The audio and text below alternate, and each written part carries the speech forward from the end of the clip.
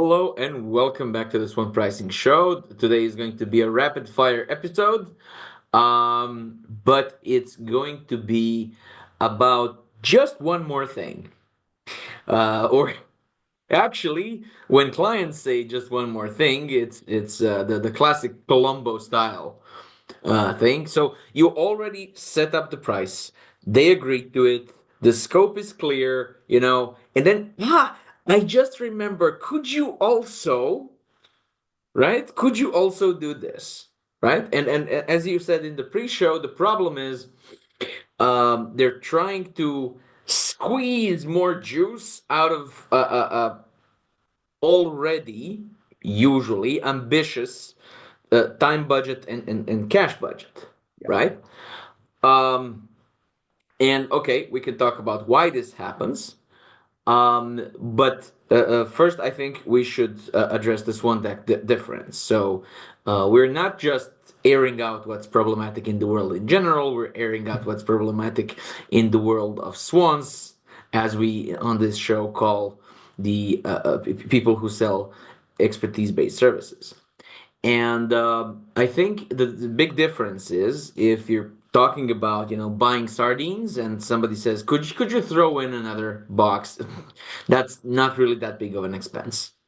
Or if somebody is has washed the car from the outside, you can say, okay, but could you just take care of the driver's seat, the rest I don't care. That's easily measurable investment. You can easily say yes or no. Here we're not talking about that. So I've seen people say, oh, this was fun. We have this was really useful. We still have 20 minutes. Could we do like the strategy for next year, you know Why not? which is the equivalent of, yeah, could you also throw in, I bought this house, could you throw in that factory on the other side of the road, that could you do that favor for me? Just yeah. So what did you want to say about this? Practically, you touched all the relevant components there. It's quite often seen problem overall because the situation, as you explained previously, especially if you try to squeeze in some additional work, uh, it is very often driving you towards dissatisfaction, both from the client side and you as the expertise service provider. I saw way too often in terms of project scopes how things were moving definitely in a bad way and ending badly simply due to the fact that the expert simply accepted the client proposal to do that change on the change request in in the last 5 minutes. We can say it would be extremely smart overall when you're talking about the expertise based business simply to stage and set up the proper system as the foundation because all the expectations and scope should be very clear, documented, and set up in the right place because that way you are saving not only yourselves and your resources, but also the client while managing the expectations and depending on the initial scope and priorities, defining how that project should be moving forward towards success. Because you want to finish the project, clients definitely have the same desires and goals. So it's pretty much clear. Problem is, and I can understand it, experts quite often are being very optimistic about specific engagement, especially if the project is potentially something passionate for them, at least some new challenge and similar, and they try to make that leap of faith and give an extra. And that is fine and that is okay, but within the controlled environment. That is something which I wanted to address and mention here in this specific topic. Because the problem is, you can't really directly say yes or no with no qualifiers. Because if you say yes, then your nice clean scope melts into a muddy mess, Yeah, right? Because these things are not well defined. It's not a packet of sardines. You don't know where that ends. What you just promised, what they just asked, you know. Um, and also, if you just straight up say no, then you risk, burning the momentum, yeah, and damaging the relationship. Um, and the way out is to ask for this to be phase two. yeah, Although there's a caveat here. So usually when I talk about this, I say if they have a bright idea, that's good. If it's a shortcut, so let's say we planned to make this part of phase one in some sort of classic way, and that would take us 3 weeks. And the client has a bright idea, which would mean that it would take us 2 weeks doing something else to get to the same part of the result. So if it's a shortcut to the already mentioned result, why not? yeah, However, if it's a detour, then you say you didn't hire me to do work, you hired me to get you to a result. And if this is not the part of this solution, then it should be postponed to phase two. Once we're done with this, once you pay me for this, then we can talk about phase two, and we can absolutely do any crazy old idea that that just fell into your lap. That's great. We can absolutely do that. I would be glad to do that. However, if it doesn't directly contribute to what we already agreed on, then we probably shouldn't do it, yeah, right? yeah, exactly, So, so, exactly. so, And so say that's a great idea.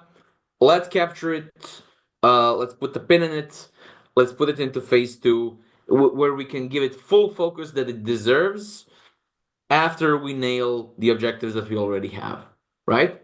Because and this will serve as a summary as well. It protects scope clarity. It preserves project momentum, and this is very very important. And you said that, and it plants seeds for future revenue, which is always good, right? It's always important. So um, I think it also protects trust, yeah, which can be extremely relevant for some types of clients, right? yeah, yeah, and you're definitely saving your role as a professional authority. Without the system and the approach or systematic approach, what you are doing, I engage with you because you know what you do, and that is the reason why the experts in that respectable case should be held accountable. It's your fault as the expert if you allow situation to go sideways in any other scenario than optimal. So yeah, And it's about the next one as well. So if yeah, you if yeah, you say yes to this one, then basically you're tying up your hands to say no exactly. to the next one. And if they feel kind of foolish for suggesting something that's obviously a detour, they will think more about doing it again. Yeah. Not just in this project, but in the next project as well, And right? yeah, one more thing which I wanted to add Yeah. here, and you helped me remind a specific case, what I Yeah. saw numerous times, the hostage situation.